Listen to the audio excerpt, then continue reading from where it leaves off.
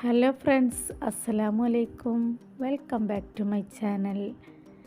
ഈ ഒരു ക്രിസ്മസിനും ന്യൂ ഇയറിലും ഞാനുണ്ടാക്കിയൊരു പ്ലം കേക്ക്, നല്ല അടിപൊളിയായിട്ടുള്ള സോഫ്റ്റായ സ്പോഞ്ച് പോലുള്ള പ്ലം കേക്ക് ഞാൻ ഉണ്ടാക്കിയത് എങ്ങനെയെന്ന് അറിയാൻ വേണ്ടിയിട്ട് എൻ്റെ വീഡിയോ സ്കിപ്പ് ചെയ്യാതെ എല്ലാവരും കാണുക. ആദ്യമായിട്ട് കാണുന്നവർ ആരെങ്കിലും ഉണ്ടെങ്കിൽ എൻ്റെ ചാനലൊന്ന് സബ്സ്ക്രൈബ് ചെയ്ത് തന്നെ ഒന്ന് സപ്പോർട്ട് ചെയ്യുക. അടുത്തുള്ള ബെല്ലൈക്കൺ ഓൾ എന്ന ഓപ്ഷനിലാക്കി വെക്കുക. അപ്പോൾ എന്തായാലും നമുക്ക് വീഡിയോയിലേക്ക് പോവാം. ഈ ഒരു പ്ലം കേക്ക് ഉണ്ടാക്കാൻ വേണ്ടിയിട്ട് ഓവനോ ബീറ്ററോ ഒന്നും ഉപയോഗിച്ചിട്ടില്ല. സാധാരണ മിക്സിയിലടിച്ച് അങ്ങനെ ഉണ്ടാക്കിയ പ്ലം കേക്കാണ്. അപ്പോൾ എന്തായാലും നമുക്ക് വീഡിയോ കണ്ടുവരാം.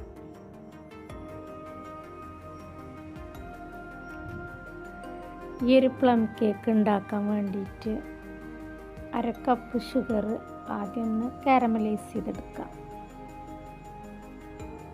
നല്ല ലോ ഫ്ലെയിമിലിട്ടിട്ട് വേണം ഇതിങ്ങനെ ഇളക്കിയെടുക്കാൻ, അല്ലെങ്കിൽ പെട്ടെന്ന് മെൽറ്റായിട്ട് കരിഞ്ഞു പോകും.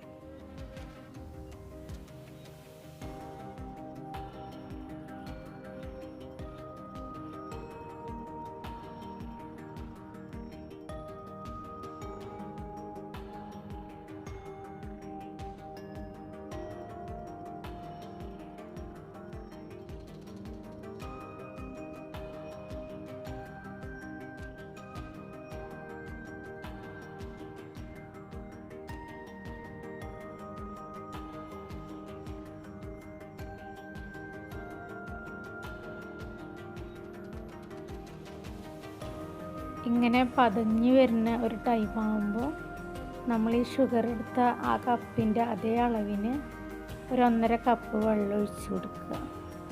എന്നിട്ടൊന്ന് 2-3 മിനിറ്റ് ഒന്നും കൂടി വെള്ളം നല്ലോണം തിളപ്പിച്ചതിന് ശേഷം എന്നിട്ട് ഫ്ലെയിം ഓഫാക്കിയിട്ട് ഇതൊന്ന് തണുക്കാൻ വെക്കാം.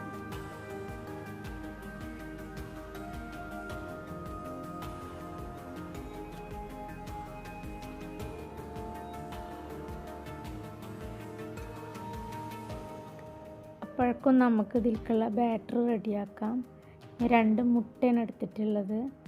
അതിലേക്ക് 1 കപ്പ് പഞ്ചസാര ചേർത്തിട്ടുണ്ട്. പിന്നെ അതിലേക്ക് ഇട്ടത് 1/4 സ്പൂണ് ഗ്രാമ്പു പൊടിച്ചതാണ്. അതൊക്കെ ഇട്ട് നല്ലോണം ഒന്ന് മിക്സിയിൽ അടിച്ചു വെക്കാം.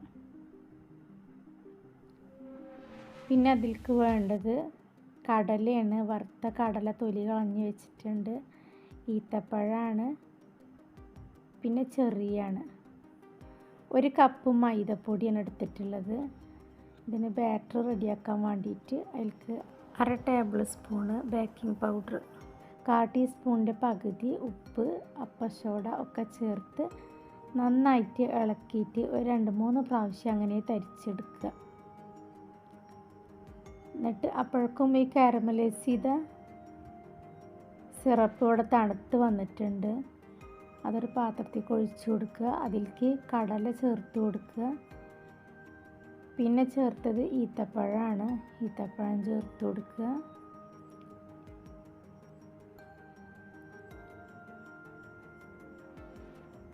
പിന്നെ കട്ട് ചെയ്ത് വെച്ച ചെറി അതും ചേർത്ത് നന്നായിട്ട് ഇളക്കി കൊടുക്കുക. പിന്നെ നമ്മൾ നേരത്തെ മിക്സിയിൽ അടിച്ച് വെച്ച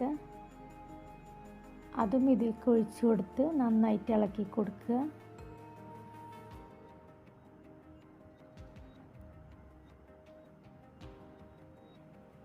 പിന്നെ തരിച്ച് വെച്ച മൈദ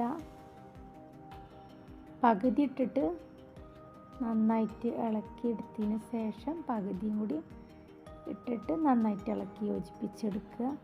പിന്നെ അതിലേക്ക് 1/4 സ്പൂണ്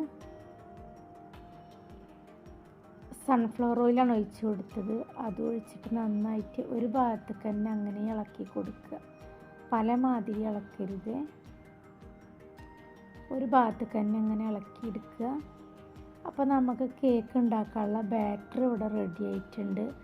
നമുക്കത് ബേക്ക് ചെയ്യാനുള്ള ടിന്ന് റെഡിയാക്കാം.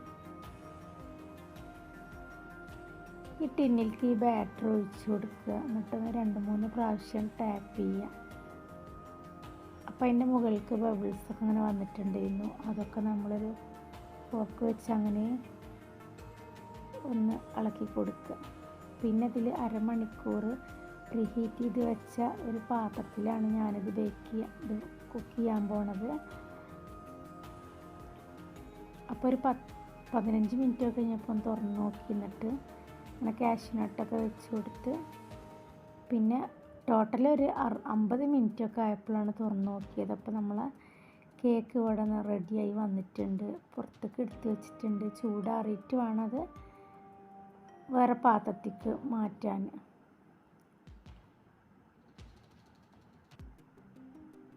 അപ്പോൾ ഇവിടെ അത് ചൂട് ആറി തണുത്ത് വന്നിട്ടുണ്ട്. നമുക്കത് വേറൊരു പാത്രത്തേക്ക് മാറ്റി വെക്കാം.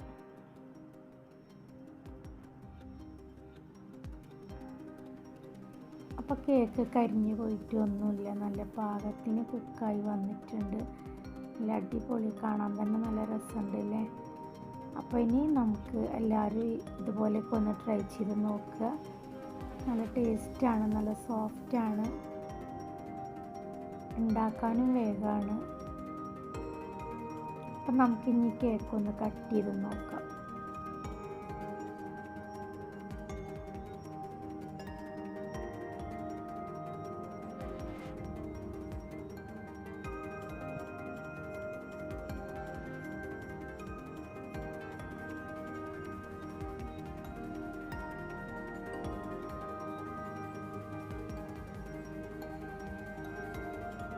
കേക്ക് കട്ട് ചെയ്തപ്പോൾ നല്ല ഉള്ളൊക്കെ നല്ല സോഫ്റ്റായി വന്നിട്ടുണ്ട്.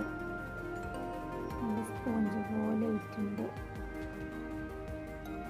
അപ്പോൾ എന്തായാലും എല്ലാവരും ഇങ്ങനെയൊക്കെ ഒന്ന് ട്രൈ ചെയ്ത് നോക്കുക. നല്ല ടേസ്റ്റാണ്, ഉണ്ടാക്കിയെടുക്കാനും വേഗമാണ്. അപ്പോൾ എന്തായാലും എൻ്റെ വീഡിയോ ഇഷ്ടമായാൽ ഒരു ലൈക്ക് കൊടുക്കാൻ മറക്കല്ലേ.